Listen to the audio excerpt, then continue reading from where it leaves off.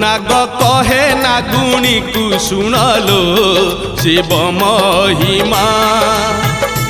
नाग कहे नागुणी को सुनलो शिव महिमा शिव ठारे की शक्ति अछिलो शिव ठारे की शक्ति अछिलो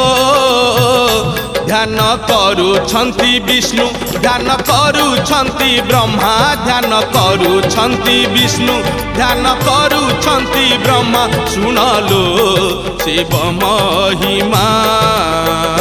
नाग कहे नागुणी को सुनलो